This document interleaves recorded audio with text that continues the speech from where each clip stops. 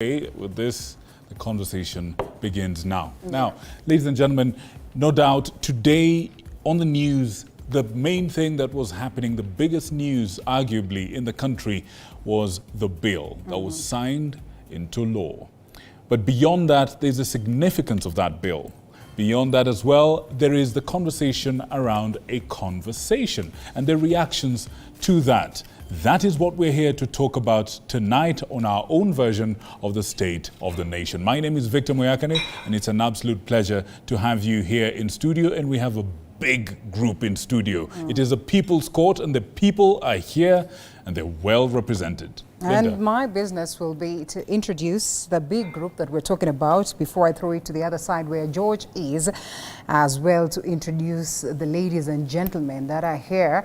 And of course, I'm delighted to sit right next to Abdullahi Alas, who's a governance and public policy analyst. Hello. Right next to him is none other than Dong Evans, constitutional law analyst, as well as Dennis Siambi, who's a political analyst. And lastly, we have senior Barnabas Boyd, a political strategist. Even as we try to unpack this talk of the Independent Electoral and Boundaries Commission, the reconstitution bill that was assented to law by the president, and like Moyakane says, bringing forth a conversation of a conversation. I don't know what the young tax then would feel in relation to this, and so I throw it to George Maringa to as well tell us who he has there. Of course, he won't be able to mention all the names, but then again, at least it's important that we get to see them. George.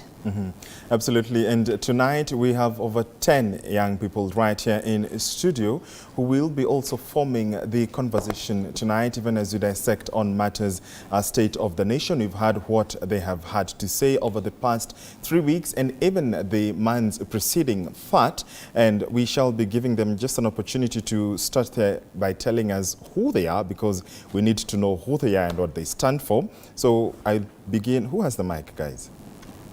Anyone with a mic?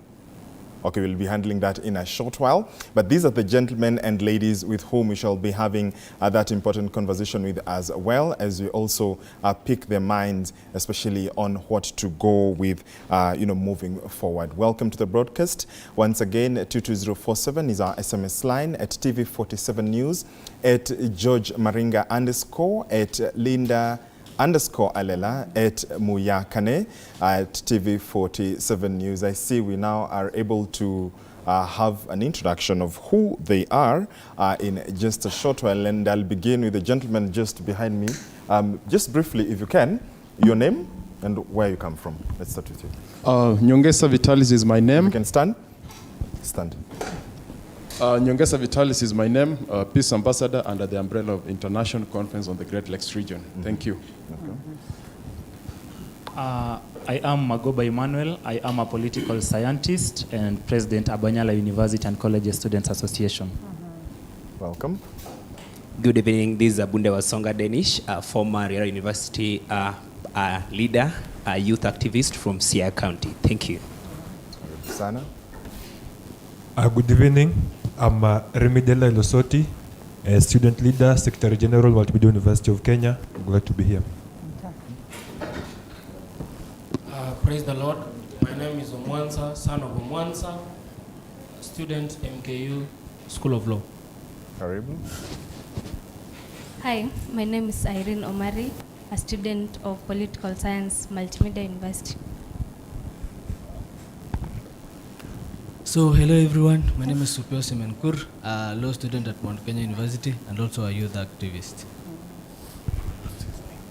Greetings, Kenya. My name is Matisha Laban, a concerned citizen, an active tweet, and also a certified mediator. Thank you. My name is Evan Sopoi, a student at MKU. Hello, I'm Ogingo Devina, aspiring corporate communicator, currently an applied communication student at Multimedia University of Kenya. Hello, my name is Oginga Derek, the founder and president, Siaya County College and University Student Association, and also the IHRM Youth Ambassador National. Good evening. My name is Juliet Atieno Boga. I'm a student at the University of Nairobi, pursuing bachelor's degree in law and international studies. Good evening. My name is Denzel Ongake. I am a youth representative from Mathare Roots. I am also a student in Mount Kenya University School of Law, Parklands. Thank you. Good evening, everyone. I'm Gio Amboy. I'm an expert in community development and a business person. Thank you. Indeed, now these 14 ladies and gentlemen will be forming part of the discussion tonight. Of course, we did tell you we are conversing matters state of the nation. I want to throw it back to Victor, who will be steering the conversation from his end, of course, as we involve you at home as well. Please start with your name, where you're watching us from, followed by your question, comment, or feedback. All right, thank you very much. Now, ladies and gentlemen, for those of you who are still unclear as to exactly what's the significance, Mr. Ndong, I'm priming you for this, exactly what it means to actually constitute the IEBC. Would you care to take us through the process? We've had a few stories in our bulletin. We've had many other bits of coverage on this. But would you care to just, in an abridged version, and perhaps, ladies and gentlemen, seeing how many we are, I urge all of us to keep our comments tight and punchy, right? So we can all have an opportunity to converse on this big convo.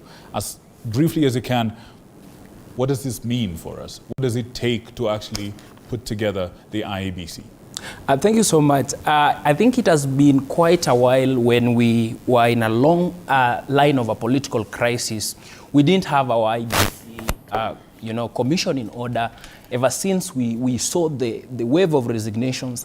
And generally, this had been caused by a political crisis, where what happened is that the president appointed a selection panel.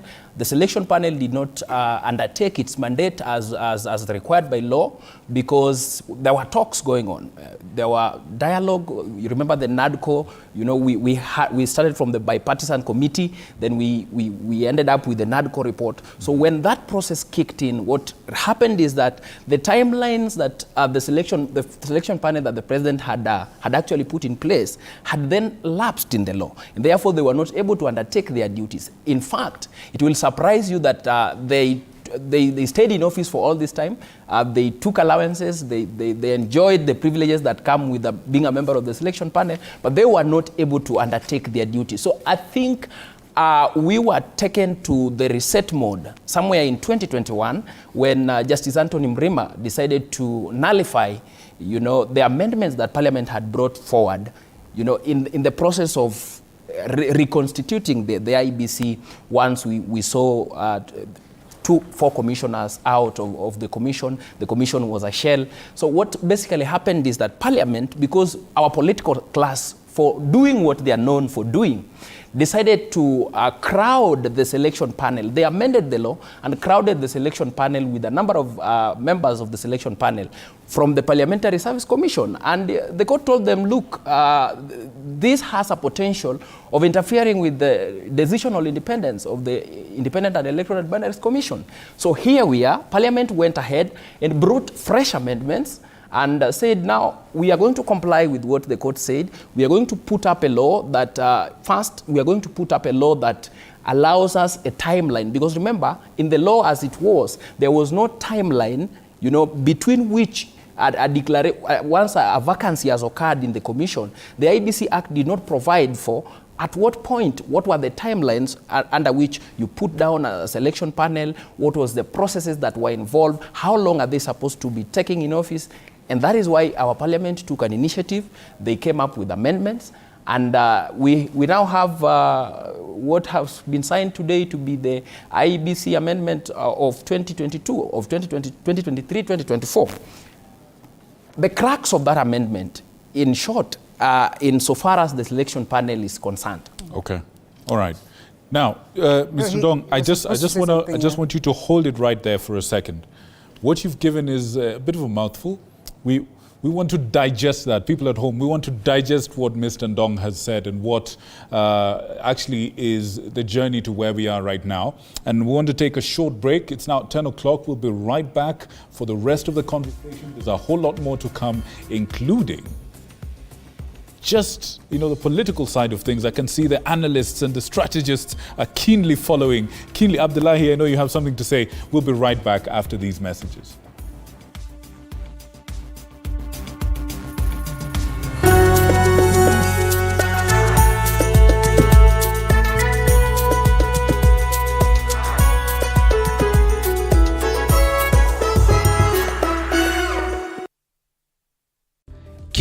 kiongozi ana hadithi yake ya kipekee. Wazazi wangu walikuwa bit strict kwa sababu mamangu mwenyewe, mimi kutoka kuzaliwa sijailala nje. The white small one, huyo ana sniff gunpowder na risasi na bomb.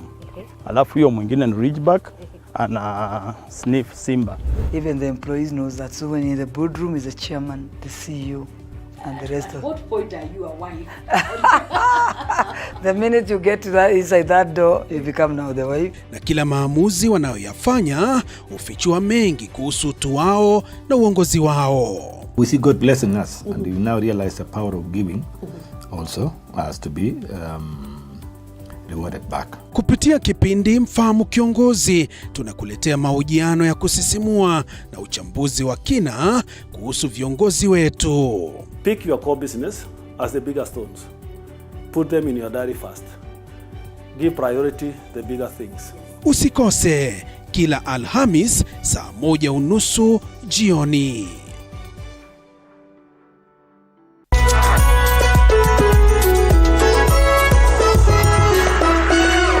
In a world where challenges are as common as opportunities, there are those who dare to defy the odds. They are the entrepreneurs.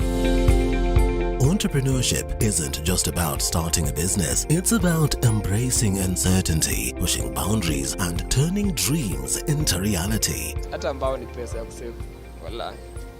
Ambao mwaka ni pesa nyingi sana. As long as you're earning something, there's always that opportunity to save. And you start with where you are.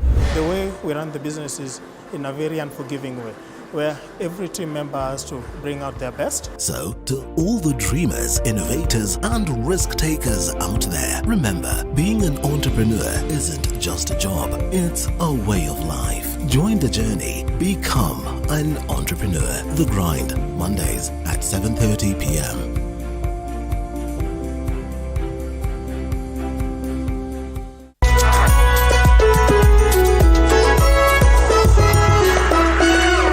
Here on Beyond the Limit, we celebrate the extraordinary achievements of individuals who redefine possibilities. In a journey of resilience and determination, these individuals demonstrate that limitations are merely stepping stones to greatness.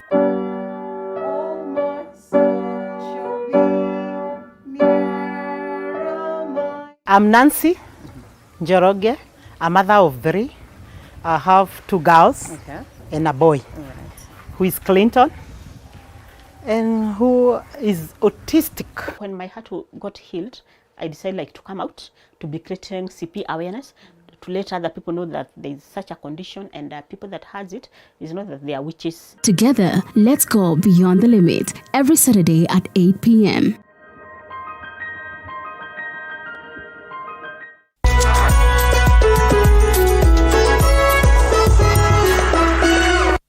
Welcome to The Realtor, where we take you on an exciting journey from bare land to dream home. Step 1. Finding the perfect plot. We explore location, size, and potential. Next, construction begins. Witness the foundation being laid, walls rising, and rooms taking shape. Step 3. Electricity matters. We delve into wiring, switches, and smart home tech. Right. If you're joining us right now, this is the People's Court, and the court is in session. Before we went on break, Mr. Ndong, you're about to make a point, but allow me to hasten you to the place. Listen, there's a lot of misinformation and disinformation going around right now with the signing of this bill. A lot of people seem to imagine it's an overnight affair to be able to recall your parliamentarians and basically institute the wide-spreading changes. Tell us why it's not an overnight affair. It is not an overnight affair because, remember, we had a vacuum in the law. We had a vacuum in the law where the law does not provide. Whenever a vacancy arises in the office of the chair of the IEBC or any of the members of the IEBC commission, what is the period upon which that vacancy should then be filled? So whatever happened is that Parliament, looking at this gap and looking at an array of a number of court pronouncements that had called upon Parliament to come up with the legislation, they then went ahead to engineer amendments, towards that process. The only thing is that coincidentally this time, the amendment coincided with the dialogue process that was already going on through the NADCO.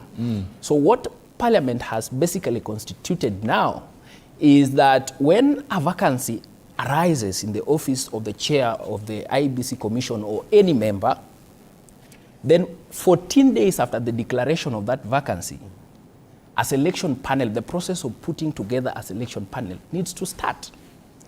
But in case of resignation, the way we saw a number of resignations rock the commission in the past, then the selection panel should be restarting that process almost immediately. So whenever the commission can contemplate retirement, let's say the chair is about to retire or any member is about to retire, 6 months before that contemplation of that retirement, we should already be having a selection panel put in place.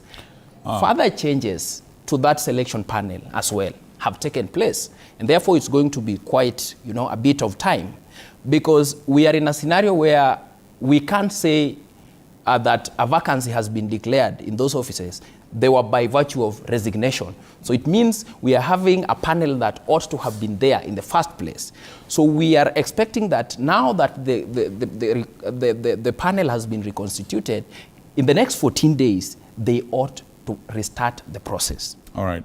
All right. Now, I want the political strategists and analysts and experts to jump in here. And we're going to do it in alphabetical order, starting with you, Abdullahi.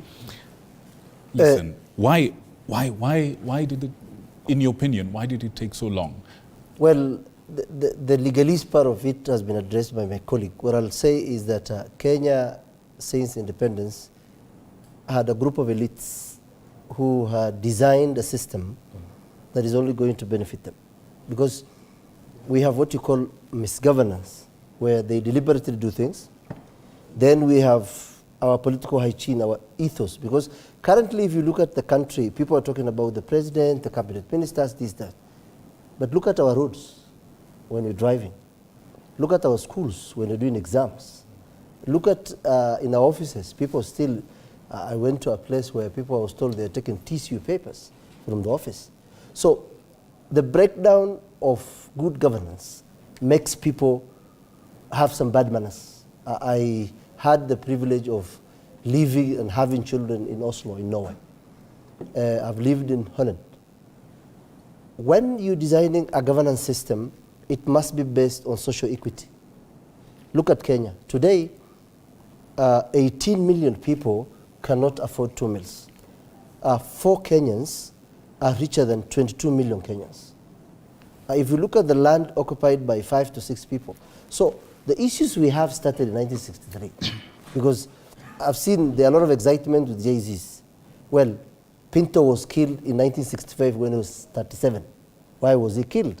The people were agitating for Majimbosm or federalism in the 50s and in the 40s. Mboya was even younger. Mboya was even younger. J.M. Kariuki was a young man. So the bourgeois, what I call the political novices who were, I will call them the kleptocratic maniacs who took independence from this country, thought accumulating artificial wealth will build a country. I was asking someone, I come from Northern Kenya. I'm a camel herder who has gone to school. Okay? When you're herding camel, it's one of the most difficult things to do because it's a big animal. So you have to be extremely disciplined to make sure it doesn't fall to the ditches, it doesn't fight because they bite seriously. The country needs very honest leaders. All right. Okay? So, and I have said this on NTV and I'm going to say it tonight. The biggest disappointment in this country are the political leaders who are majority are Christians. Well, Boit, Actually, comes just in before that, because it's a B. Yes, alphabetical order. Yes. He has 2 claims to the next spot to speak. Barnabas Boit, capital B. All Listen, right. I have a question for Barnabas. As a political strategist, some would say that it is a political strategy to slow down the process of recalling the members of parliament, which is one of the things that Gen Zs are talking about, by making such a lengthy process of it. What would you say to this? Good evening, viewers, and I would first like to say that IEBC has been is a pillar of democracy in Kenya. It is the way through which we get our leaders to lead us. Second, IEBC has brought great damage to our country, as witnessed in previous elections like the 2008, where the chairman of IEBC then said he didn't know who won the elections. And all of us know the consequences that followed after that. We've also had the last IEBC where 3 commissioners upheld the results and 4 disputed those results. So it is our thinking that the political players coming together in having an IEBC that can be trusted by all the players, so that we move away from a situation of one side of the divide saying they don't trust the commissioners who are in place. So, and as a political scientist, I must say that it's only, IEBC is the only way through which we can change Kenya. It is, we hear our Gen Zs very loudly. They are advocating for change. They want better leaders. They want accountable leaders. But we have a constitution, and that constitution says that there will be an election. And that election must be presided by credible people and a team that all parties are comfortable. Let us look at the amendments that were proposed and the amendments that have now officially been signed to law. All right, without looking at history, in as much as we appreciate history, how progressive are they? And a raft of matters have been addressed. I think I have the list of some of the things that have been in this new bill. Some of them have well been articulated by Ndong here. Is that a win? Is this going to guarantee us an IEBC that we can have all parties appreciate and trust and believe? I trust the process and the amendments in 2 ways. One, the membership is broad, like it's not one-sided as was the earlier proposal. 2, it gives timelines that in case of a vacancy in the office, it takes 14 days that this selection panel is constituted to immediately fill the vacancy. Now, Kenyans should also be aware that we have, by 2024, there was supposed to be the boundaries review. And that boundaries review ought to have been done on time so that those boundaries are properly and the voters are well informed. Because going to the next election, we either need to have more constituencies or we reduce some other constituencies according to the population. Now, the Constitution gives 10-year period to review our boundaries. 2024 was the timeline. We are, in the next 2 years, we'll be closer to an election, and that may not be even tenable. So it is timely. I would want that all Kenyans of goodwill support this process so that we move forward as a country. It's one step of moving forward, and with the changes which have been agreed by all the political players, we think it's the right step. Well, there's a question mark as to the political players, by the way, and we appreciate that this as well was fronted by the NADCO process and all that. Some people were asking, where are the ladies in all this process? Because the photos that we witnessed there were largely about the men. What do you make of the changes that we witnessed today? Historic, that the president has decided to carry this bill to the KICC, to involve very many parties, to witness this historic moment.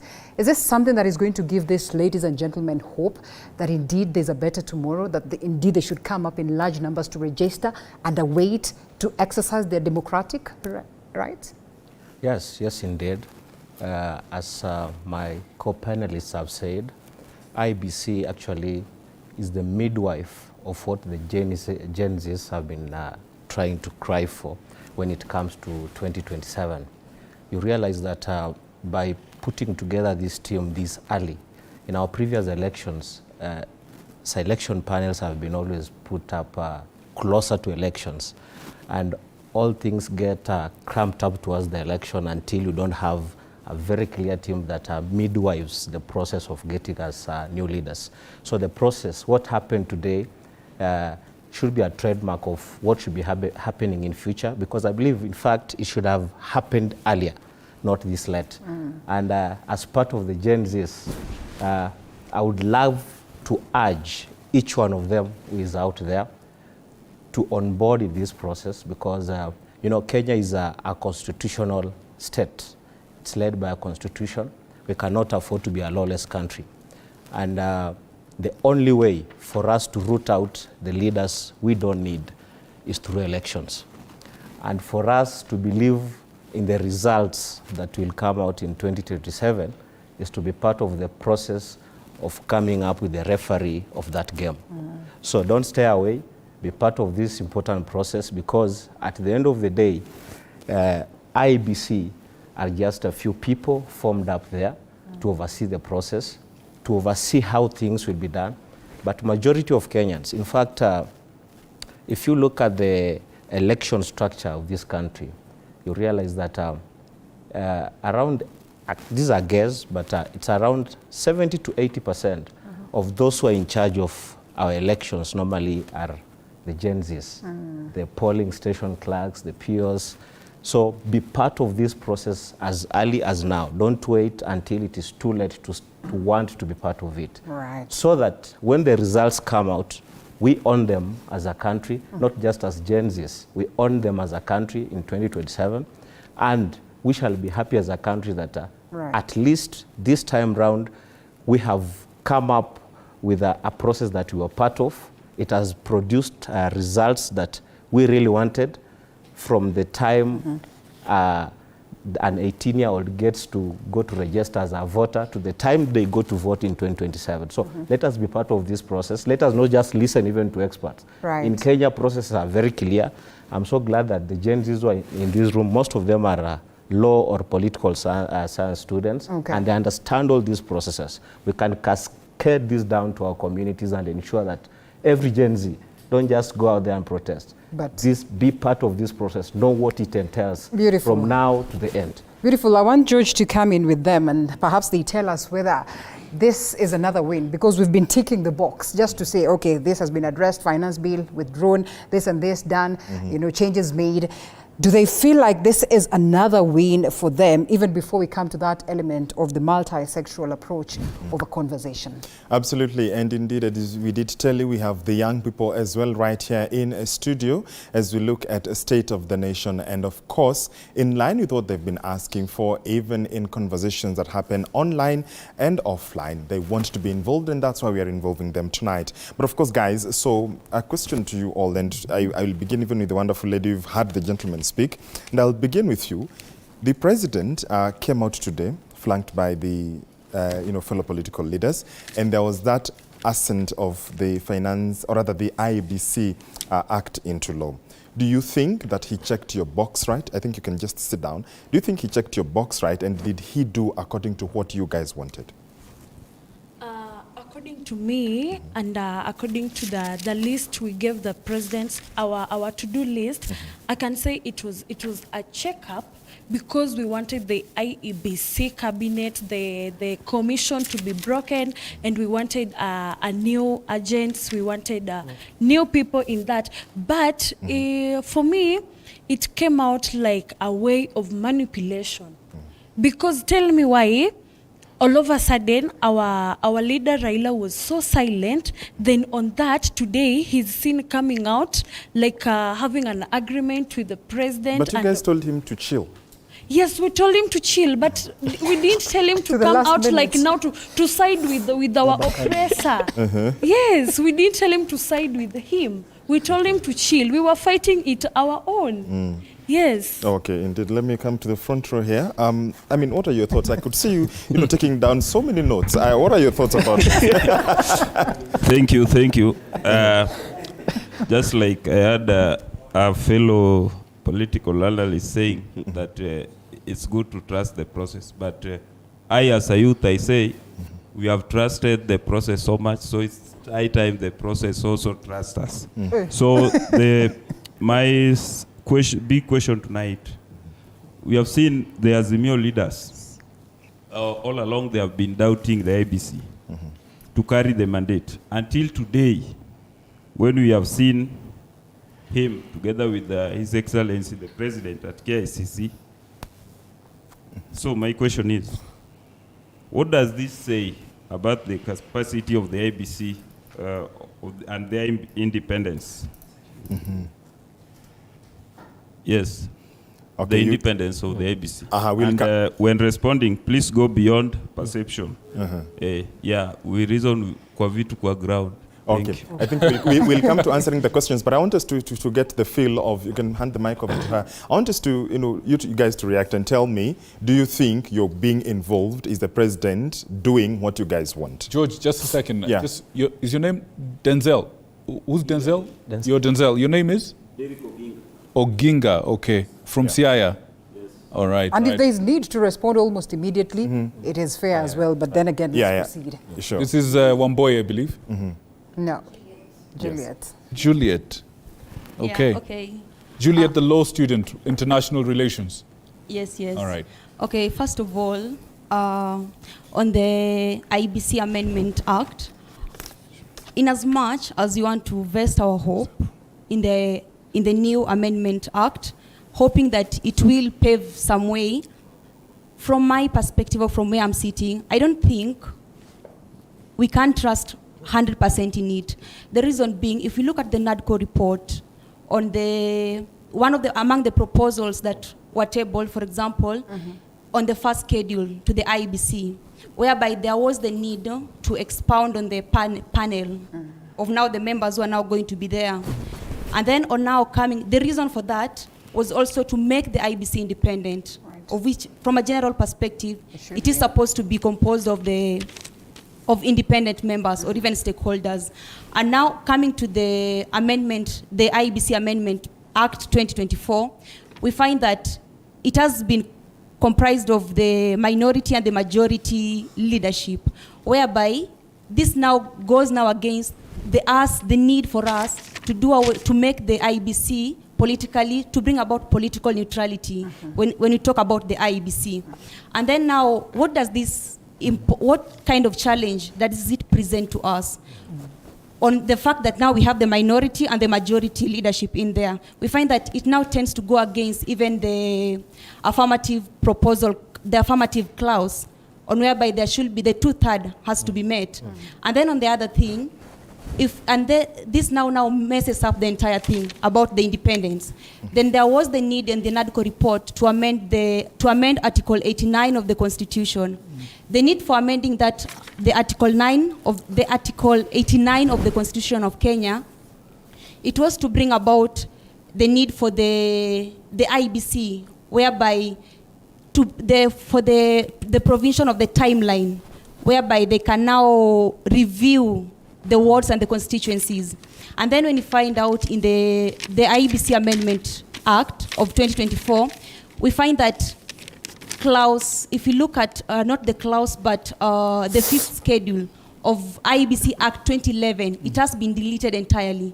And this in regards was to eliminate the role of the electoral units, I mean. So, yeah, but I find that they have gone against now we are now looking about the IEBC being independent. We do not see that. The moment that political units have been incorporated there, the aspect of independency is now swept away. So the question is, in as much as we want this thing to be political, even if we now look at the role, what is the definition of a chairperson? If we look at the IEBC Act 2011, it defined what a chairperson was, whereby any person appointed by the president was to take up those roles, including the VC, the vice chairperson, could have taken that role as well. Absolutely. So now, the ones in the front, we'll come back to you guys. I don't want them to swallow me up because the backbenchers have been very agitated, and I want to begin with you. You've been very, vocal, especially, and I could see you. You can hand him over the mic. I've been seeing you, reacting to what they are saying. First of all, this process of IEBC, do you think it is going in the direction that ordinarily you would have anticipated and expected? Thank you so much. I believe first question should be, why now? Number two, in this process, who is fooling who? Because it's 1.5 years down the line since the resignation of other commissioners. And then all of a sudden, someone comes from somewhere and tells us that now because of the pressure within the nation, we are coming to constitute IEBC. That's a fallacy. Number two, from the reports that we are getting and the concerns that we are raising, who was there in that kitchen where those political geniuses were sitting, who was representing the youth at that time? You've seen the photos circulating all over the media, from political bigwigs to leaders in the National Assembly to leaders in the Senate. Who was there to represent the youth at that moment? So we believe we want to be in the kitchen where those things are being cooked. You want to be in the kitchen, not at the table. Let him also voice his opinions. Interesting. Thank you very much. And there are very many questions that we really need to ask ourselves. Because when President was sworn in, the first thing he did, there were judges that were pending, and they gave them a chance. He knew very well that by the time he was getting into the power, there was already no IEBC, because already it was split into two. We had the ones that said that the elections were free and fair, and they went ahead and announced the winner, which was the president.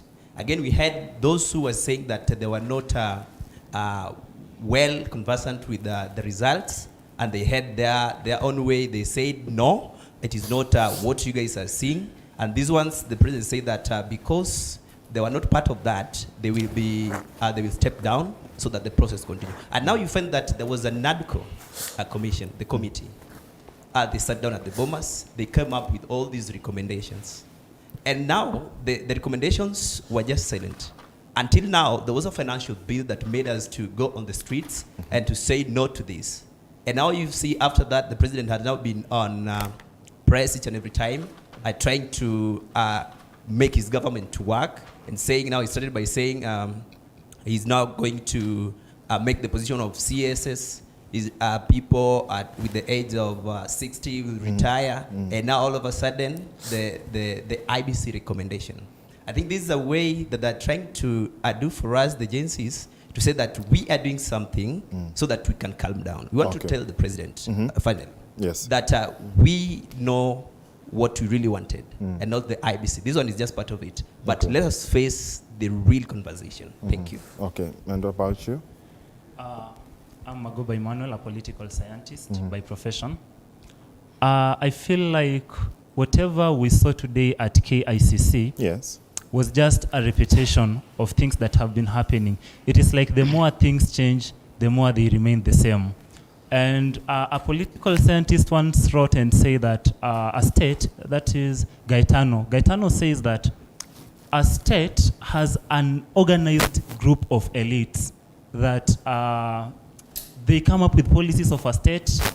They take everything in that state at their hands. It is them who decide what that state is going to feed on. And that is actually what happened today, because we could see those guys who were together in ODM when the current president was still on ODM was there. And today we saw the whole group, even the former prime minister, who the other day was saying how the process was not fair. They were there. So we are not sure if these guys are being just to us or they are just repeating, they are just holding the status quo. Okay. And that's why, in my opinion, I think much is supposed to be done, and it has to be openly to all the citizens. My friend, you guys are saying a leaderless. You don't have a leader yet, but you have issues when you guys seem not to be represented in this. I mean, what do you want the president to do? Actually, I think now we have reached to a state whereby we are being flabbergasted by the current government, because the issues that you have raised, like the issue that my colleagues have said, the issue about the CAS, the issue about the corruption, those issues have not been addressed. But right now, they're now moving towards now shifting it's like now we are being flabbergasted around. Instead of handling the critical issues that you have raised, right now they want to change the narrative. We were against the finance bill, the bill was down. We are now against some of the critical issues affecting the common Kenyans. But now they're not addressing the issues. Now they're shifting to the IEBC selected commission. We know that election process it has been the biggest impediment towards peace and sustainable development in this country. So we are against what the president is trying to do. We are not happy him addressing the issue of IEBC. There are critical issues that we need to be addressed. The Chirera 4, that issue is not sorted till now. So why are we having this IEBC right now? All right, thank you. So that we end up with the backbench. So what order did you want the president to follow in, resolving and addressing your issues? The order, you see, we have the hierarchy of needs. We know what we want. Can I speak in Swahili, please? English is too hard. English is too hard. So that my buddies back at home can hear. We have hierarchy of needs. Sahi huwezi nibuy pizza na nimefungiwa nyumba. Siwezi kula nishibe niende kupiga story na caretaker. Unaelewa? I need like zile vitu zenye tunahitaji. Na tulimpea list. I read the list here very well. Yes, we needed the IEBC so that we can recall some very ignorant MPs who are trying to call us names and very, very arrogant, So what we wanted as youths, and that's what we've been clear about. Number one is to sanitize these ministries, to send the whole cabinet home, starting with the Ministry of Education, the university funding model. And you ask my friend about our leader. We don't have a leader. Today, by the way, we are very bitter, all of us, all the Gen Zs. Somebody coming to say that we are going to talk with who, as who. You did your part and we told you go back home and retire. We have respected you all the time. You supported us in the second liberation. And now it is time for Gen Zs to go to the third and last and final liberation. And the liberation, we don't need dialogue. We don't need dialogue to arrest the police who killed Rex. We don't need dialogue to arrest the corrupt CSs who are giving us fake fertilizers, who are tripling our university school fees. We cannot even get education. We cannot even do farming. We cannot even do business. Do we need those bills? No, we don't. The NADCO, today they have signed a bill about IEBC. IEBC is not a priority for us. For us, we need food on the table. We need job opportunities. Hizo state departments ziko na majob. Hizo majob wanapea nani kasi yo mayouth? Those are the things that we need. We don't need those bills. Na mzee Raila Amolo Odinga, tunasema tunakuheshimu sana na tafadhali wachana mambo ya Gen Z. Who are you bonging for? You're not bonging for us. Tafadhali. Thank you so much. Indeed. Now, that's why we want to take a short break, guys. When we come back, we'll be able to just pick up from here and, of course, get reactions from our experts on the other side. The discussion is getting quite heated. We can see your feedback as well. We're back in a short while. Do stay with us.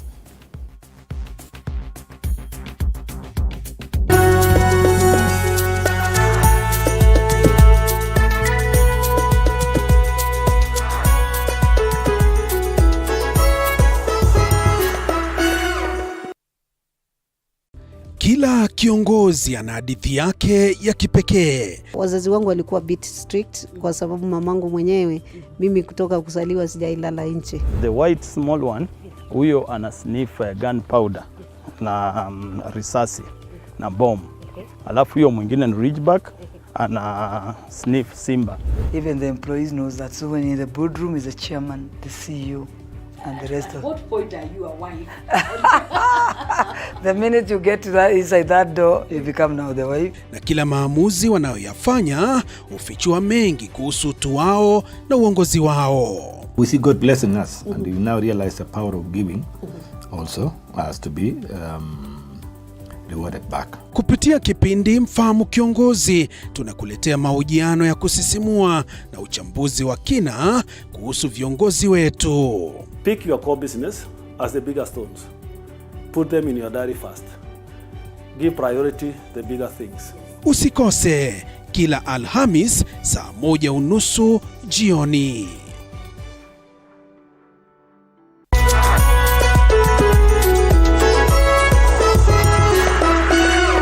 In a world where challenges are as common as opportunities, there are those who dare to defy the odds. They are the entrepreneurs.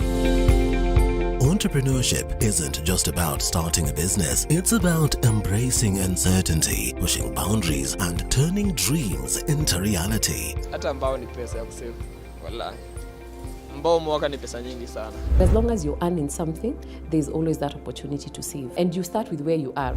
The way we run the business is in a very unforgiving way, where every team member has to bring out their best. So, to all the dreamers, innovators, and risk takers out there, remember, being an entrepreneur isn't just a job, it's a way of life. Join the journey. Become an entrepreneur. The Grind, Mondays at 7:30 p.m.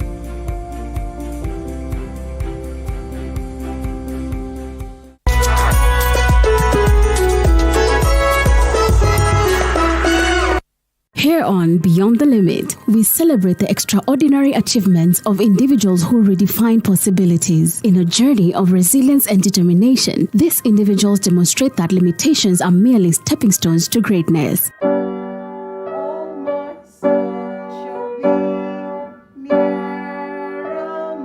I'm Nancy Njoroge, a mother of 3.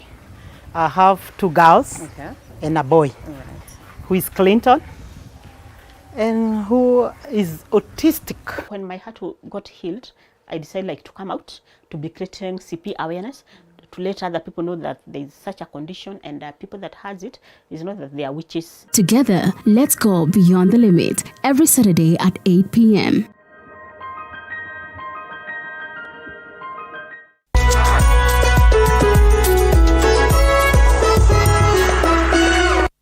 Welcome to The Realtor, where we take you on an exciting journey from bare land to dream home. Step 1. Finding the perfect plot. We explore location, size and potential. Indeed, welcome back to the People's Court. The session is still on, and before the break, we're just speaking, the views of these young people who are here in studio, quite agitated, and they say that they are still not satisfied. And I'll wind up with the lady, in the back bench over there, of course, in the interest of time. Your quick reaction to, do you think that this is going in the right direction? Your colleagues seem to, differ. Okay, my opinion is yes. First things first. There's a need to address the current issues the Kenyan youths are facing. Okay. And the IEBC should be one of the later things to be dealt with. Yes. The issues of unemployment, the demolitions people are facing. Why can't they address them first? And address the issue of IEBC later, because it's not like it's so urgent as compared to the issues of unemployment and what have you. Yeah, Abdullahi, you wanted to respond, to this. Yeah. At 28, I went to court taking Mandera County government in 2013. What we agitated for as a country, we are all in it. Jay-Z's must know the freedom they are enjoying today of this constitution. How many people are beneath this ground before we got this constitution? In the world of today, 60 countries are going to election. Over 2 billion people are voting. What happened in Botswana? What happened in Mali? What happened in Niger? Every country is struggling with its problems. In UK, today, we have a new government that's about two weeks old. Yeah. 10 members of parliament are are below the age of 29. They are between 28 and 22 to 28. None of them is 29. For us to reach there, I told you, the first principle of a good governance is everybody to observe the rule of law. The moment we become lawlessness, the moment we all say we are doing what you want, when a police officer in this country shoots a protester, that is still the colonial mentality. That's what we need to change. When I alighted at Wilson Airport from Mandera, I met police officers. I told them, why are you shooting people? Why don't you just shoot at there? This is a problem we are struggling with as a country. So how do we resolve it is using the law. The president can be told, issues of food, we want subsidy to come back to fuel. This is a process. So once subsidy goes down, I'm a farmer. I have MSc in governance and I did journalism. The last 3 years I had no job. I'm now doing surviving on consultancies. Everyone is surviving on something. There's a girl I spoke today, she earns 18,000 in Isli. She comes from Kahawa. She pays, go and buy 200 shillings per day. That is 6,000. She remains with 12,000. 5,000 she pays her rent. She remains with 7,000. 4,000 she gives to her parents. She remains with 3,000. Every family is facing the same problem. A man from Garissa has educated 7 of his kids. 4 have masters, including a master's in medicine, anesthesiologist. She doesn't have a job. So it's a problem we all have as a country. I agree with them. Everyone who is above 60, as we said, should retire. We do not want people who are grandparents still want to die in office. Go home. If you come from Mandera, Busia, where I lived and went to school, go there, do your farming, try raise your grandchildren. The problem we have in this country, 60-year-old men are sticking in the office and they don't want to leave. If you are employed at 23 and you worked for 40-something years, what is it that you're going to change at 60 you could not do at 20-something? So we need to come up with and I said on TV and on Twitter, Jay-Z's need to be structured. You want food to go down, we want the president to address the issue of subsidy. Fuel can go down, production can go down, food goes, it becomes very cheap. But if they steal the fuel, I go to Mandera, I drive to Mandera with my own Nissan Patrol for 18 hours to 24 hours. Kwanza people from Damu Kenya, hawajaona hii country.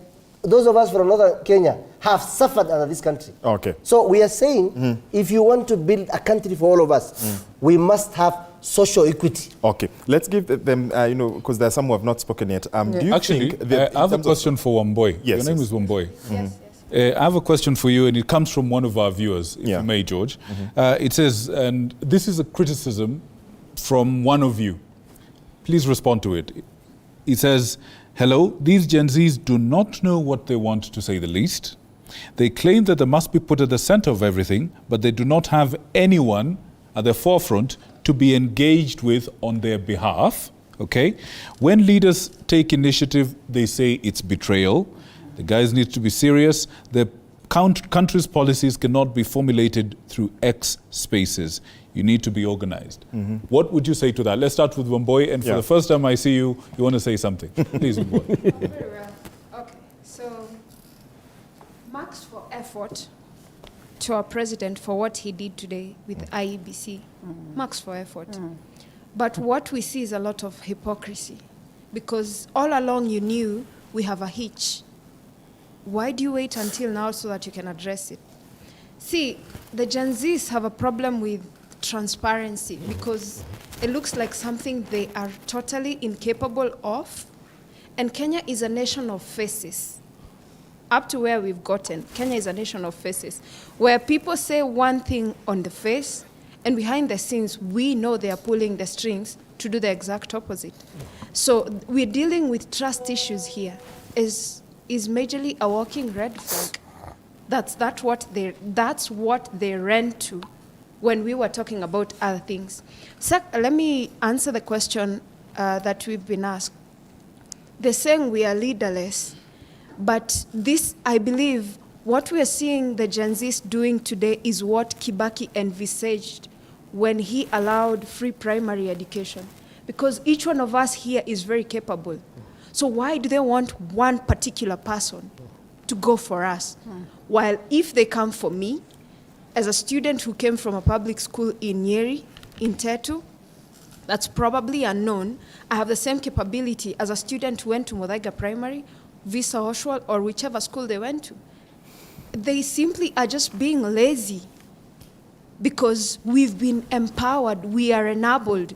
We don't want to see Denzel, we don't want to see Derek, we don't want to see an Onyango, we don't want to see Awamboi, Ibrahim. No, that's not what we want to see. We want to see one of us because we are capable.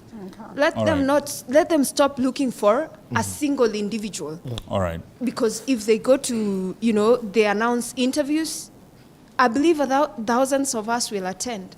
All right. We All are right. capable. Supeo? Responding on your question on why we do not have a leader, is the reason is very simple.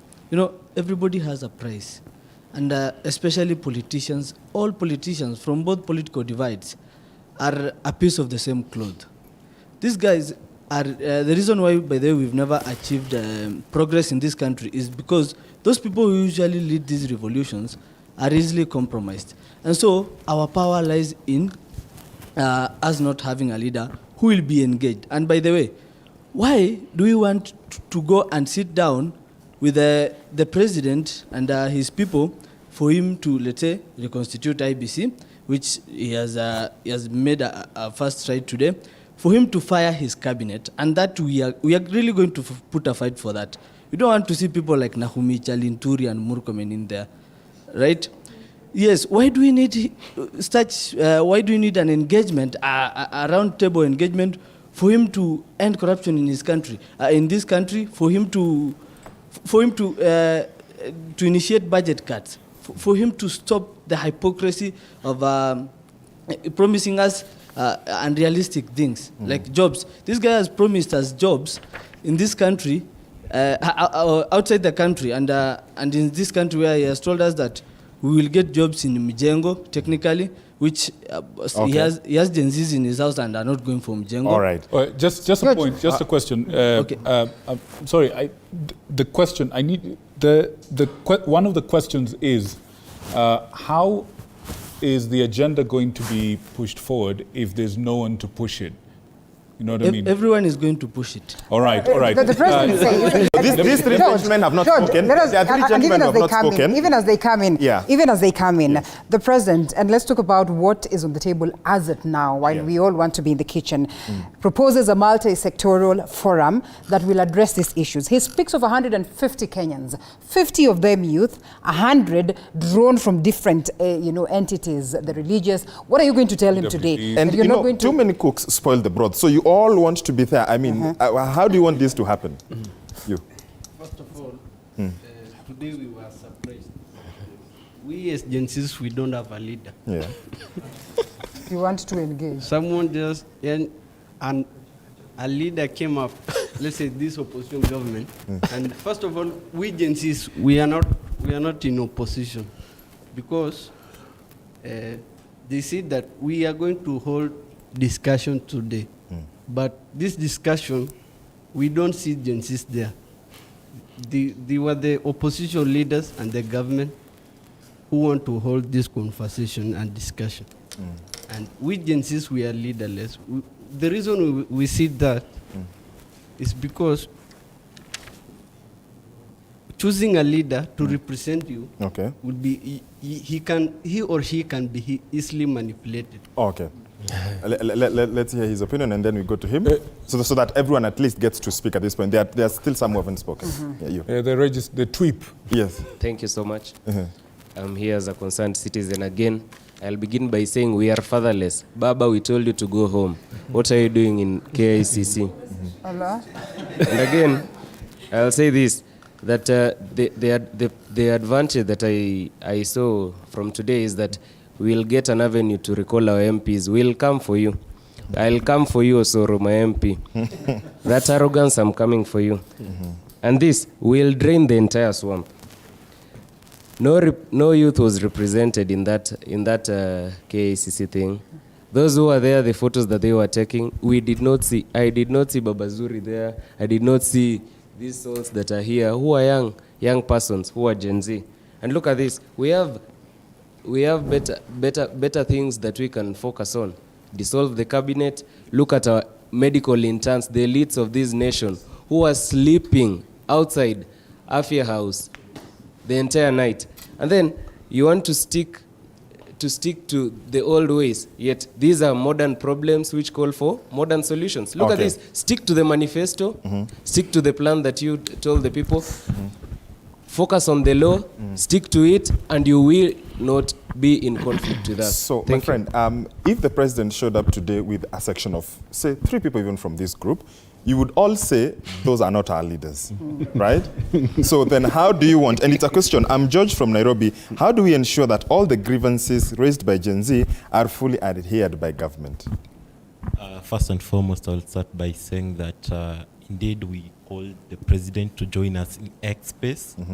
We never called for dialogues. I saw Baba coming and saying, we are not included in we. We Gen Zs are not we.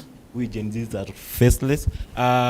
When we speak about leadership and your question about the president coming up with 3 people and we saying indeed they are not our people, they are not our leaders, is that when you look at the multi-sectoral, this thing that they want to come up and think of the concerns that we going to air about the fair and how the government will going to be run, we as Gen Zs were going to produce 50 youths.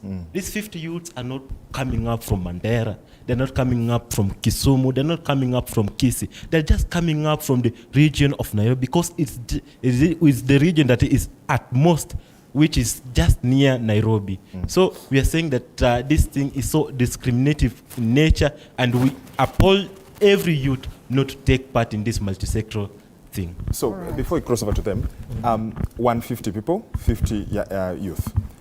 Is that number sufficient? It's a prank, first of all. Number two, I want to say one thing. Even formation of that multi-sectoral whatever, it's a fallacy. Why do we need, in a nation where we have a constitution, follow the constitution, you don't need to have a panel? How many commissions do you want to form? From the commission of BBI to NADCO, now to a multi-sectoral. Follow the constitution, you don't need this belubalua to call people to sit them down. It's first, a waste of time. Two, waste of our resources. Number three, it's even waste of our thinking.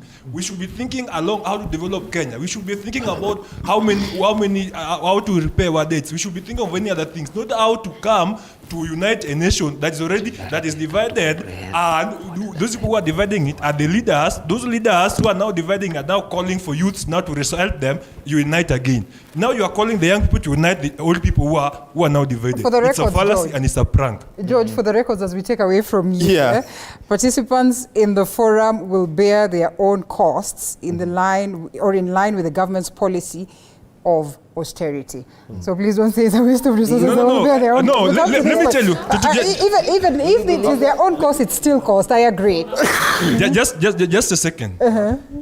Will a panel sit like this from morning to evening without water, without tea, without lunch? Number two, who is going to file this report? Filing of this report will even be more costly than what they'll be tabling. Okay.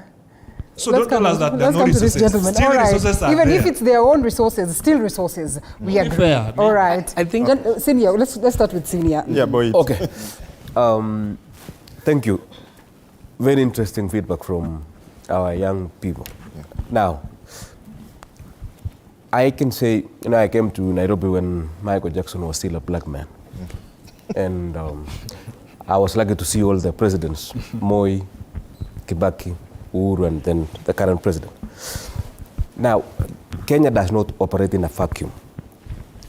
And that should be very clear to Gen Zs. If you agitate for certain reforms, and I saw a letter today circulating in social media that Gen Zs are disowning the whatever NADCO. Who was the author of that letter if there is no leader? Second, there was an agitation in Sudan, like what is happening in Kenya, without any direction. People said we need al-Bashir out. Al-Bashir was off power. Right now, I'm told soldiers have changed the direction to Khartoum because they have to feed on dead corpses in Khartoum. Gen Zs are raising very fundamental issues, and those issues must be addressed. The composition of IEBC, when President had a meeting on X with young people of Kenya raised that IEBC must be constituted for them to recall their MPs. And that is correct. That is what the President has done. That is a process that will take long. Two, I have been made aware by the people who are close to the process is that audit of people who are over 60 years has come up with close to 20,000 people who are over 60 years and who are still in the civil service. Those people need to leave and give opportunities to our young people. Now, among the panelists, I think somebody said our young doctors must be posted by government. I agree. They must be given opportunity to have their certificate and practice.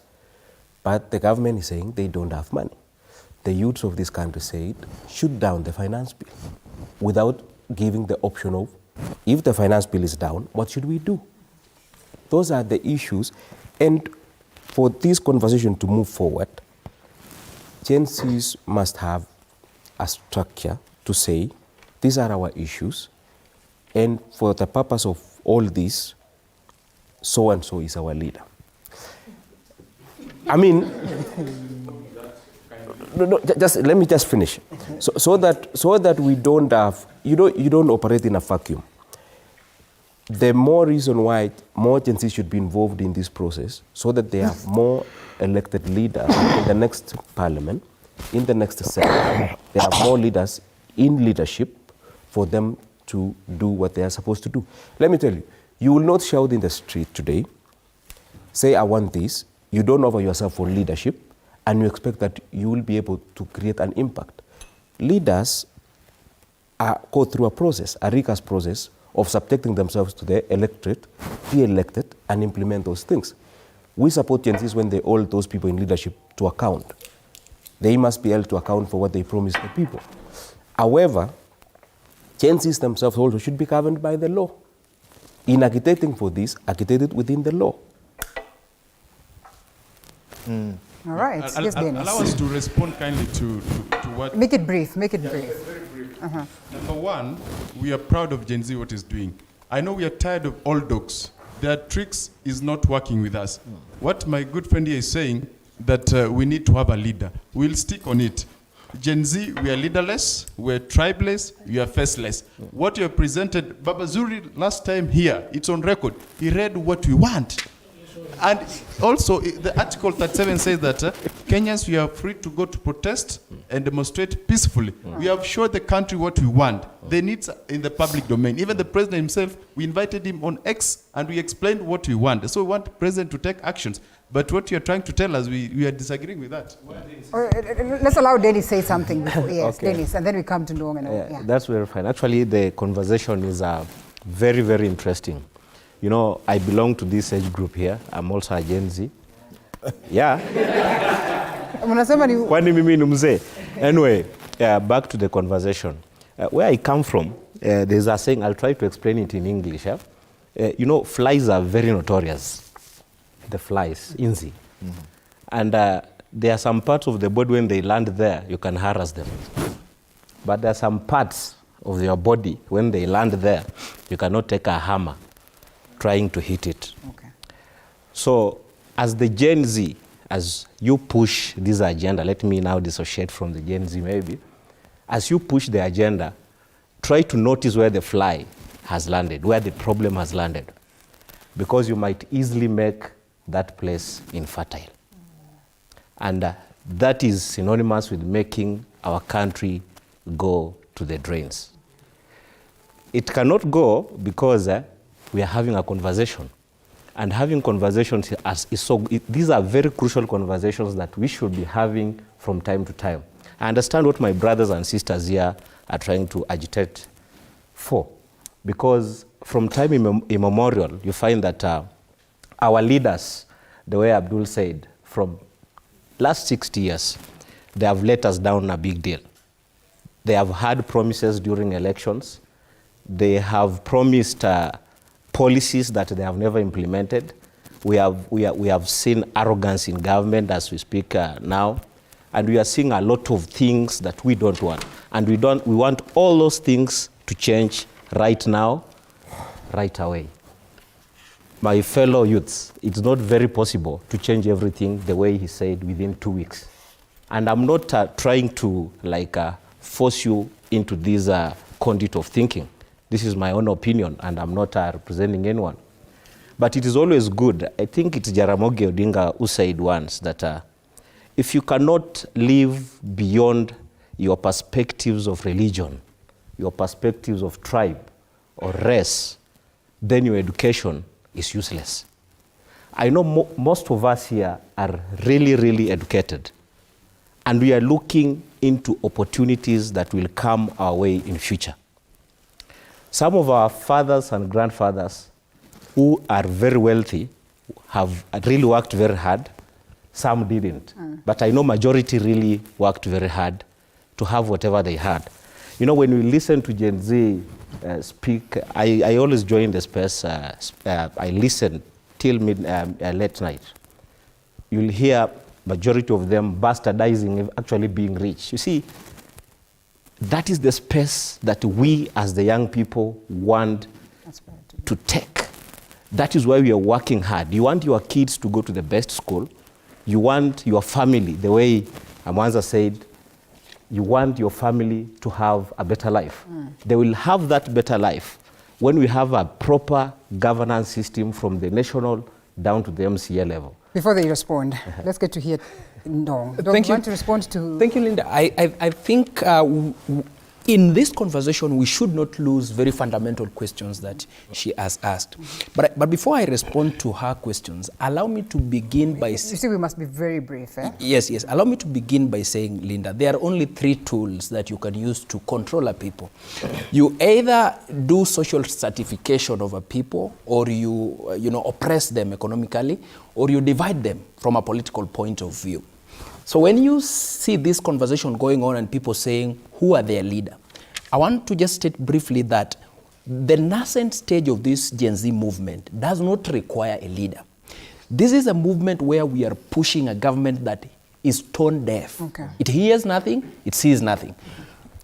The question of leadership and structure will come out at some point, and we should be more worried why is it that Gen Z does not want leaders? It's because what we have been seeing, that when you pinpoint a leader, then you see the compromise coming. That does not mean at one point we will not have a structure. But let me respond to her questions, which I think were very, very fundamental. There is a problem with the IEBC structure, and I've been on record, I've said it here. I have said that the lack of IEBC commissioners in office was not a legal problem, it was a political problem. What has been constituted as a selection panel, and her fears, are true. Now the political party's liaison committee has 3 members. Formerly it has 1 member. It had only 1 member. So what they have done is just to push the structure of the Public Service Commission. It's only the representative of the Public Service Commission that they have taken out. They have now introduced 2 more. That's why it has moved from 7 to 9. Yes. That is exactly what Justice Mwita said. Justice Anthony Mrima said. Justice Anthony Mrima said, if you allow the political class to take charge of a selection panel, then you are endangering the independence of the IEBC itself as a commission. I think something else that you also talked about is how are we going to ensure the 2/3 gender principle in that selection panel? This time round, things are, and I have to give Parliament, thumbs up when they do it, so well. Remember, they have introduced, for instance, the representative of public accountants in Kenya is going to be part. That is the one that they have replaced with the representative of Public Service Commission. And what they are saying is this: for those entities that will be nominating more than 2 into the selection panel, the process must be competitive and must be 2/3 gender rule compliant. That is the amendment that has come in the second. Ndong, I want to take it away from you and take a quick short break. We all acknowledge that we saw a selection committee that was formed by the president, even gazetted, and we had to take a halt because of the grievances that we have as a country. At this point, there are proposals, even those ones that of course will incorporate tech-savvy individuals and all that. The big question then would be, are we ungrateful? Don't we get to see some of these things that are being done? Or perhaps the problem is deep-rooted? We will deal with that after this short break.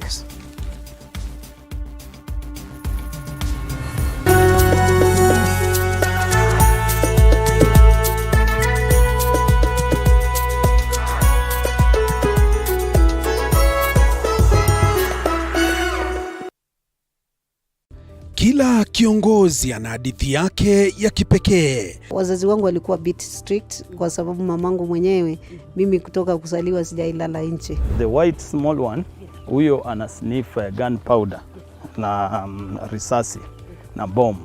Alafu huyo mwingine ni ridgeback ana sniff simba. Even the employees knows that, so when in the boardroom is the chairman, the CEO, and the rest of... At what point are you a wife?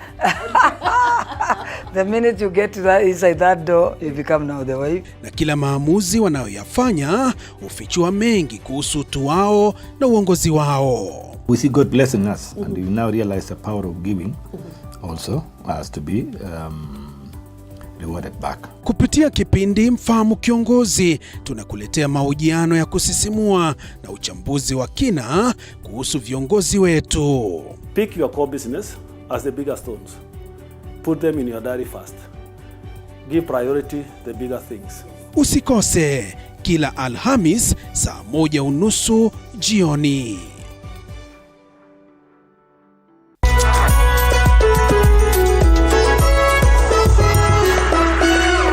In a world where challenges are as common as opportunities, there are those who dare to defy the odds. They are the entrepreneurs. Entrepreneurship isn't just about starting a business, it's about embracing uncertainty, pushing boundaries, and turning dreams into reality. Hata mbao ni pesa ya kusave. Wallahi. Mbao mwaka ni pesa nyingi sana. As long as you're earning something, there's always that opportunity to save. And you start with where you are. The way we run the business is in a very unforgiving way, where every team member has to bring out their best. So, to all the dreamers, innovators, and risk takers out there, remember, being an entrepreneur isn't just a job, it's a way of life. Join the journey. Become an entrepreneur. The Grind, Mondays at 7:30 p.m.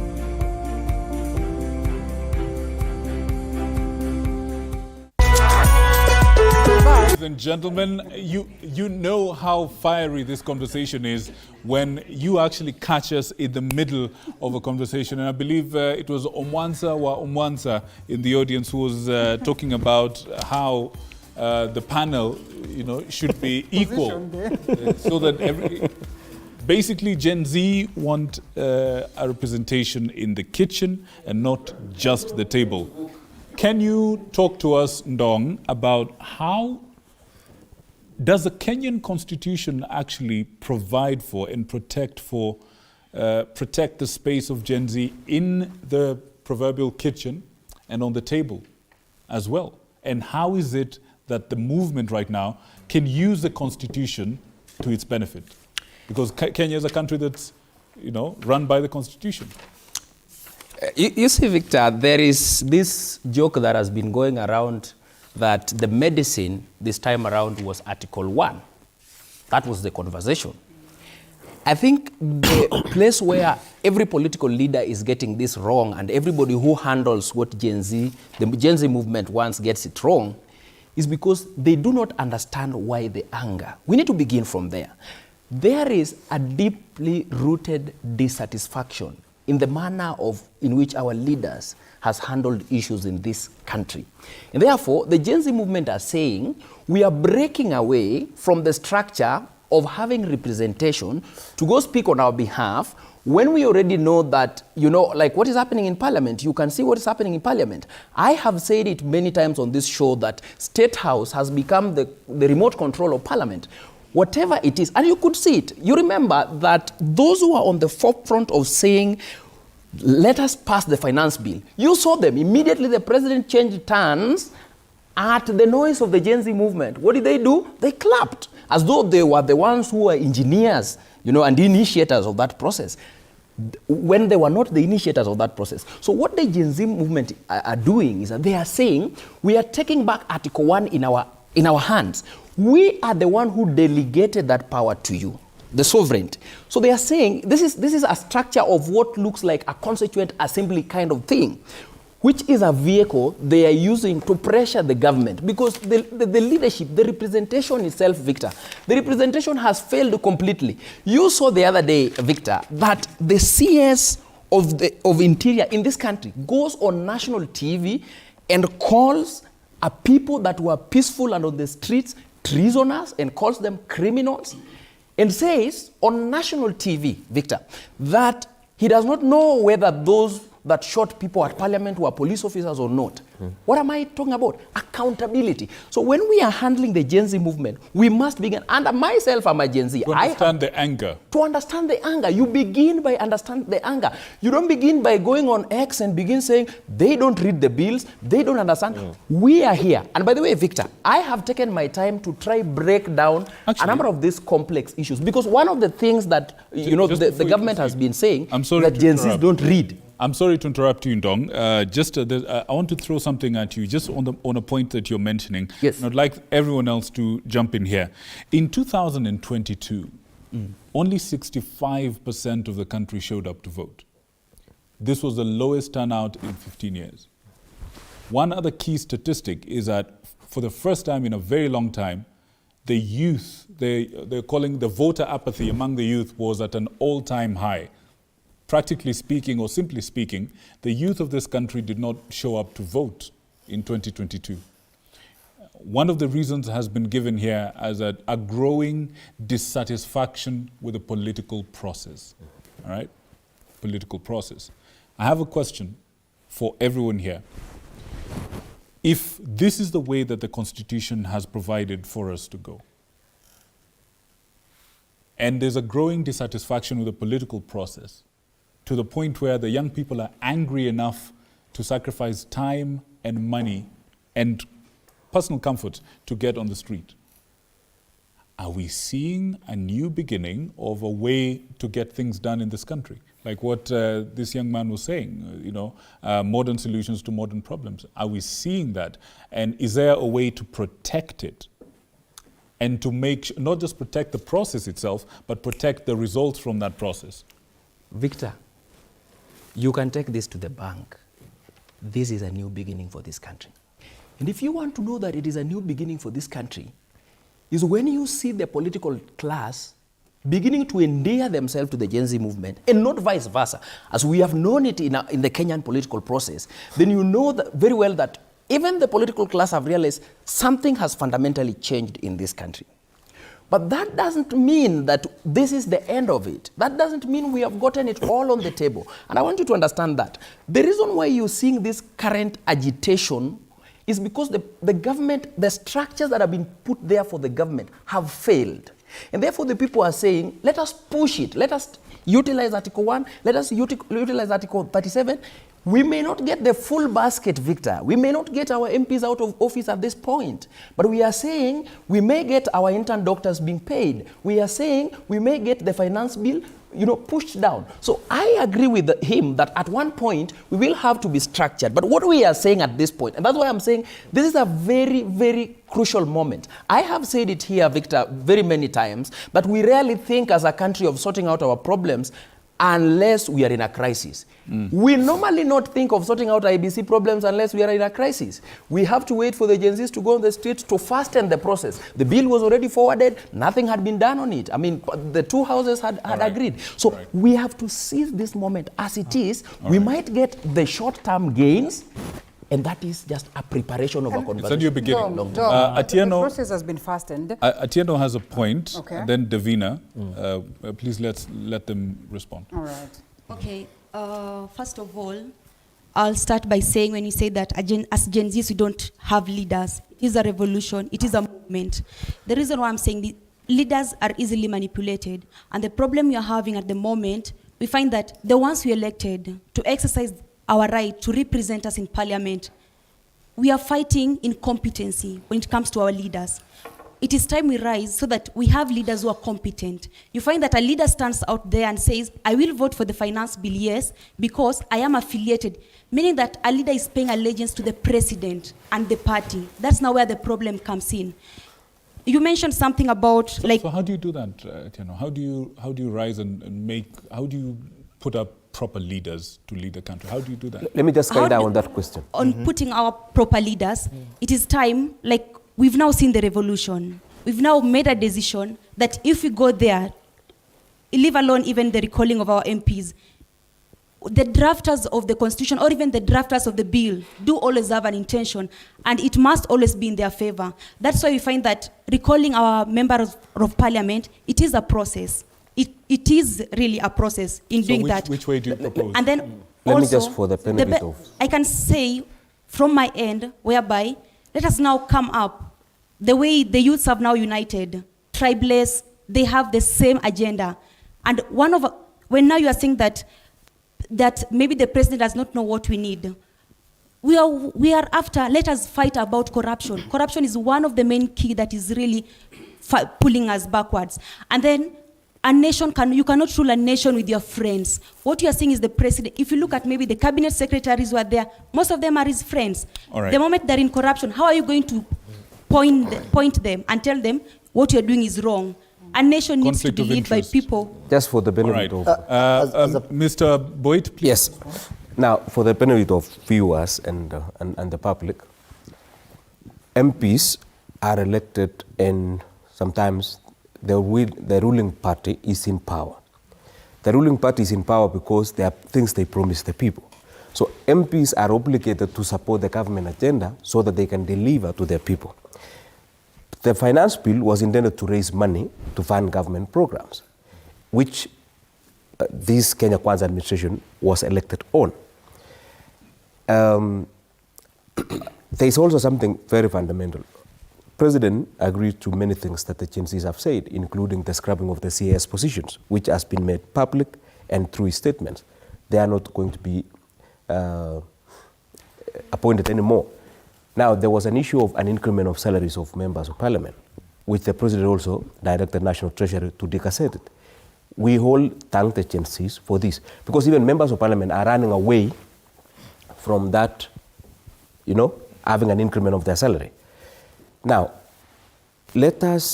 I would encourage our young people to come to the table. And you come to the table through representation. You come to the table by having your own people elected as members of parliament, members of county assembly, or even a presidential candidate. And you champion for your cause. Lastly, in any revolution, there is the positive and the negative sides. Revolutions have turned out to be very positive. Some have been disastrous and ended up not having a country at all. So it is you to choose which revolution do you want. Do you want a revolution where you hold your leaders accountable? Or you want a revolution that we say, we don't want Kenya to exist tomorrow? All right. All right. Mr. Abdullahi, just before you go there, there's a question, one final question from Maguba. Before you answer, Mr. Abdullahi.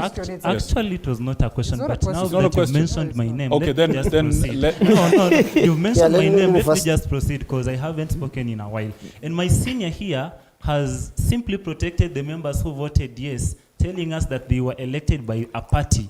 Now I know you are a political analyst, but my political science lecturer taught me very well that in a society, the people and the government come into a contract whereby the government sells their manifesto to the people. So we actually don't vote for the individuals. We vote for those manifestos. We weigh which manifestos are going to improve our lives. And we vote for those manifestos. And if at all they are not reflecting whatever was presented, it's when the people come out and say, no, this is not the contract that we made. And let me just remind you, upon the gaining of independence, there were three main things that were outlined by the first president: poverty, disease, and ignorance. But it's 60 years, this nation, but we're still having these challenges. That's why young people we are coming out and saying no. And before I give the microphone, please, allow me just say the issue of the institutions. Institutions have. We can come back to that, please. We can come back. It might be a lot of. Kindly remember to give me that chance. Okay, please. You have 15 seconds to finish your point. 15 seconds. Thank you. You know, this is so painful that this nation, we've been through a lot, and you can see Kenya is strategically located, and it's perceived as the best country in East Africa. And I'm saying that without fear of contradiction. So you find it so sad that we are having institutions that are not playing their mandates. For a good example, we as young people, we are now coming out to say whatever we feel like. But then we have National Youth Council, an institution that's there. We can't even remember when last they had elections, what they do. So our institutions are simply failing us. Thank you. I just want to say Mr. Abdullahi, 3 points. One is to say freedom and rights under the Constitution are also limited under Article 24. That's one. Two, our problem as a Tell us what you mean by that, please. When you say we have the freedom to do what we want, the Constitution under Article 24, Section A, has limited to some of the freedom we have. That's one. Two, our problem is not... Sorry, sir. What point were you making? What I'm saying is, when the JZs are demonstrating, when we are agitating for people, there are people, we were told they infiltrated and people were hit, things were looted. Once you demonstrate and then you hit me with a stone, you cease to be a protester. You become a criminal. You become a criminal and the penal kid kicks in. There's a lawyer here. That's one. But our problem is not the legal problem we have. We don't have a political problem. We don't have an economical problem. I disagree with my senior here. Uhuru told us they're losing 2 billion a day. That is times 30, 60 billion, times 12 is 720 billion. And our deficit is less than 400 billion. So Kenya has no economical problem. We have issues of a society that is very greedy, led by majority come from the Christian community. Why am I saying that? Listen. Why am I saying I'm going to that level? Because why am I going? I am justifying. Listen. Why am I saying? I think it's fair. No. Wait.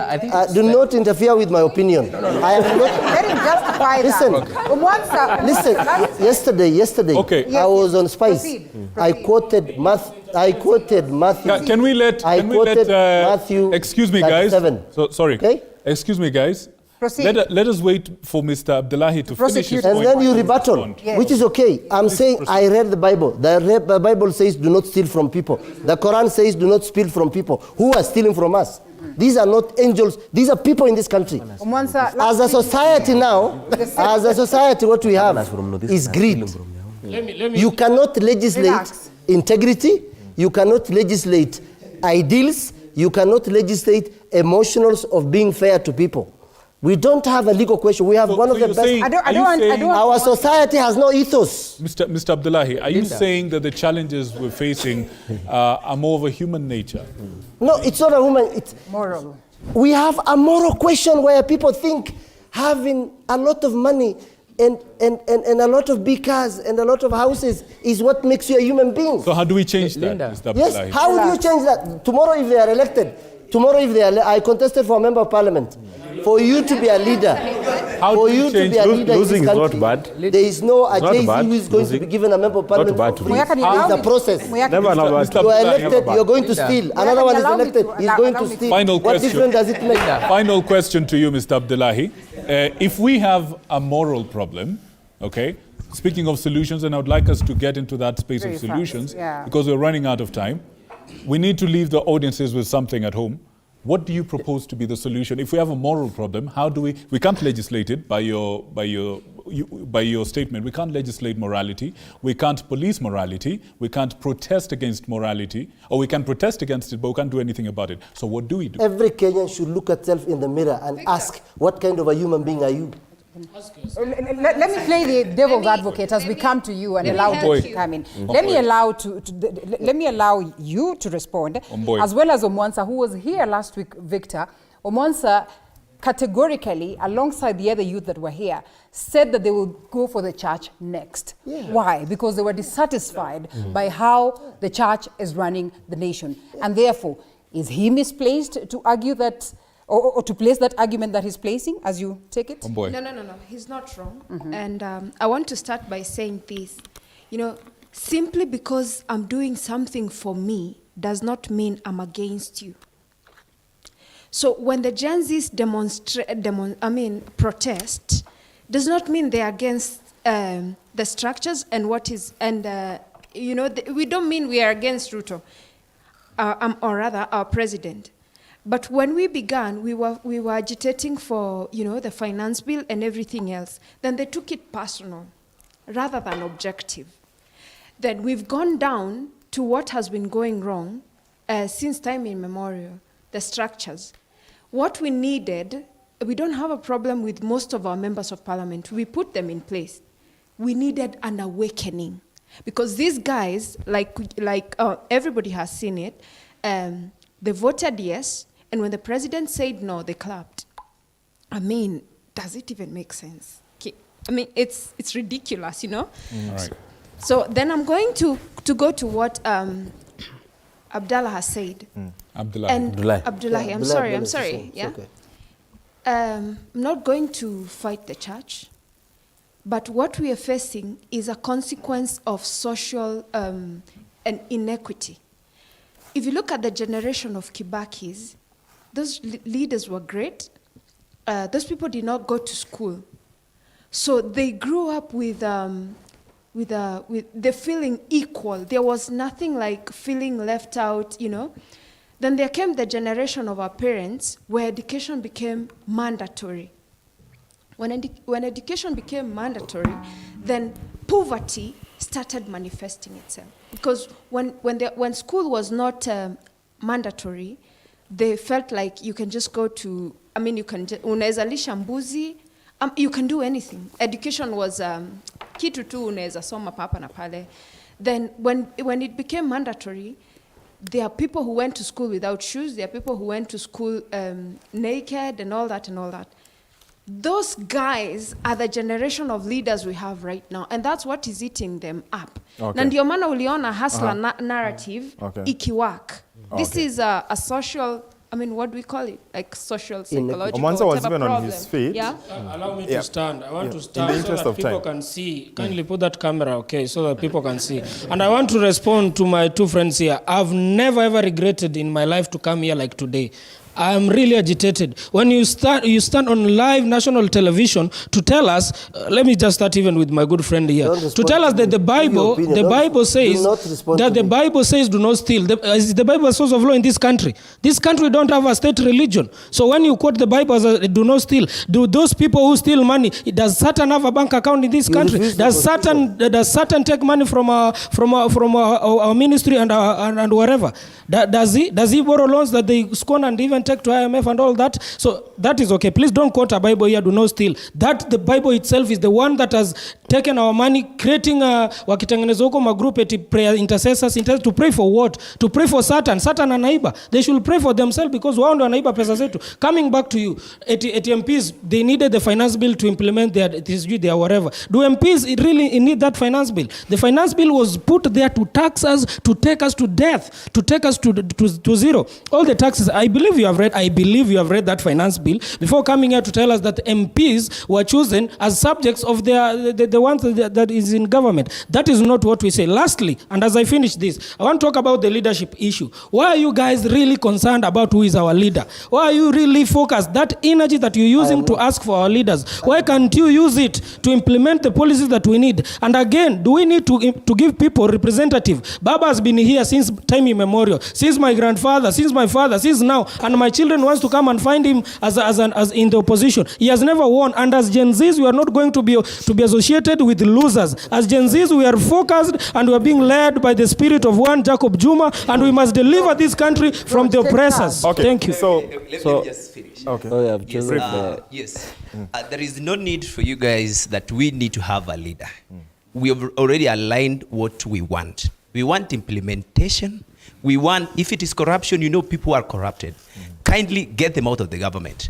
If it is about the bill, like when we were going on the street about the finance bill, we said it earlier on that bring this thing down. Don't say a yes to it. But they went ahead and did what? And passed it. And that is why we went to the street. So we are very clear. We don't want a leader, but we want an implementation. Again, lastly, we don't wish bad to this country. We don't wish bad to President William Ruto. What we want is that he have his government to do what will make this country progress well. Okay. Finally, you've been very agitated. Thank you so much. Just as my friend has said, just put the camera well. You can even sit down by then. Oh, yeah. Okay, put the camera well.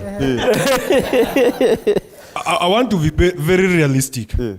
And let's have open eyes while discussing this thing. Actions speak louder than words. You are calling for dialogue. Is it the right time? Question number one. In a country where those victims who lost their lives, the parents and the families are still weeping, then you call for dialogue without compensation, without giving them hope, without you being pressurized so that at least you say a comfort word to them. So painful. Number two, how do you go for dialogue when we have clips of police officers shooting live bullets on innocent protesters? No one has been called. No one has been left out, and they are proceeding from one protest to the other. Then you call for dialogue.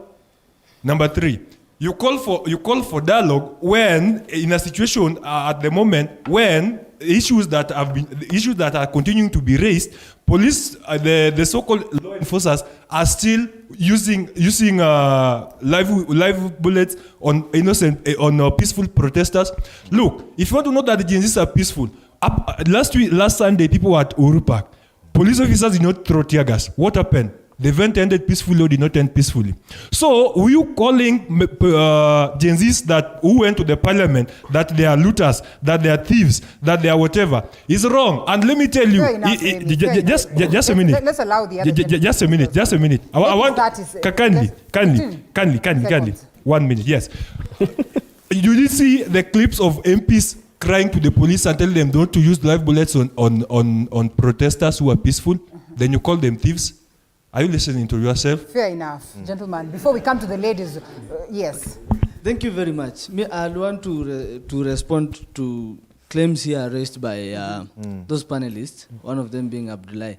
Mr. Abdullahi, you are completely out of order by telling us that the property was destroyed and some rights can be limited.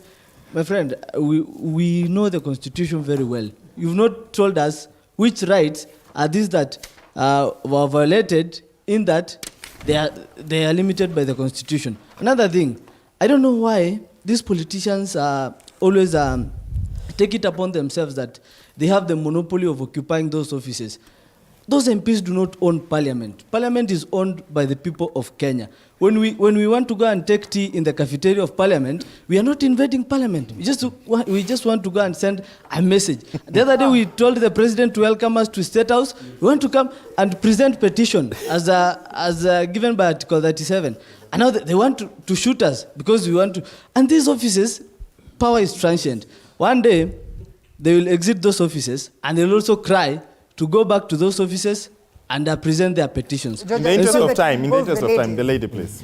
So first, I wanted to say, for us Gen Zs, what you must know that is different between us and them. We have some literature set books that we've read that are very different from them. You see, tell me why a president could come on a camera and say that I think the boy is still alive. Are you following on us? So, on the Gen Zs, we are telling you, we are not going to come down. How do we say? It might even get hotter.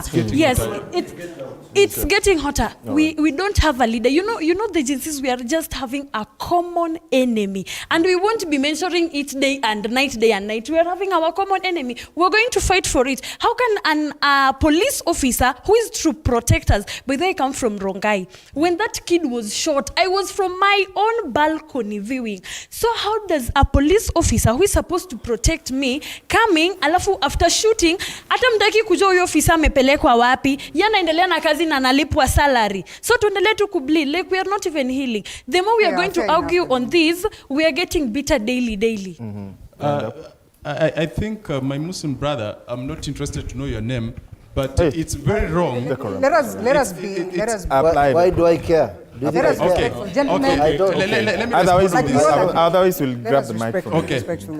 Gen Z, we are very mad right now because number one, the peaceful demonstration that you are doing in town, it was infiltrated by the goons. We are not the youths that were doing we are destroying the things in the town. Number two, about my friend here who has talked about processes. I'm pretty sure if it was as me alone and peace, they couldn't have managed to bring down the bill. It was about Gen Z who managed to bring down the bill. And we are very happy for the political elite to come together. Like today, what happened? They came together because they are threatened by Gen Z. We are very clear that we are going to send all of them home. Okay, fine. And we are leaderless and we remain leaderless. Wind up. Thank you. And he'll be the last one from this side. We must. Thank you. The guy in front of you has only spoken one. Oh, okay. I'll at least be, I'll be soft here. It's okay.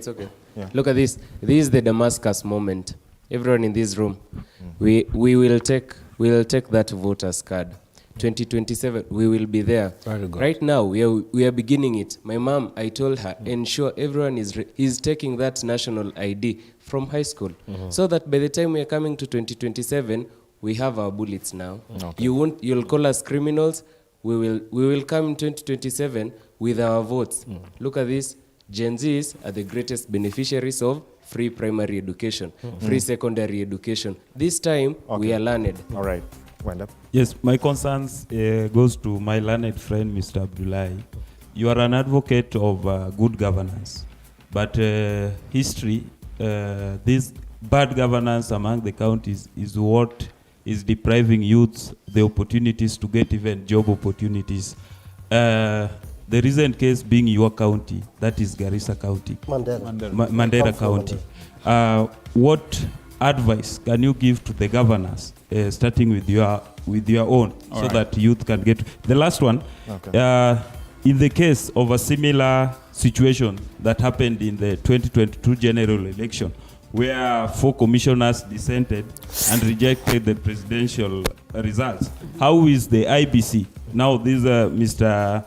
Dennis Siambi said he's a midwife. The IBC is the midwife. Yeah. Now, how will IBC prevent such from repeating itself? All right. And is there any room where, if the chairperson maybe is compromised, can we have the vice chair announcing the results? And this was we cannot respond to. I am so sorry, but we're completely out of time. The conversation was bigger than our time. I think we can say that. So as we marshal up to close this show, I would like the last people who haven't spoken to give one sentence, please, one sentence. I know my director is on my neck about time. Would you please just deliver one sentence of message, not to anyone in this room, but to Kenyans? Starting with you, Mr. Boyd. That's your camera right there. Okay. One sentence, please. Good evening, Kenyans. All I need is that we, all of us, realize this is our country. Let's hold our leaders accountable, and also let's be within the law. All right. Mr. Dennis Siambi. Thank you. Good evening, Kenyans.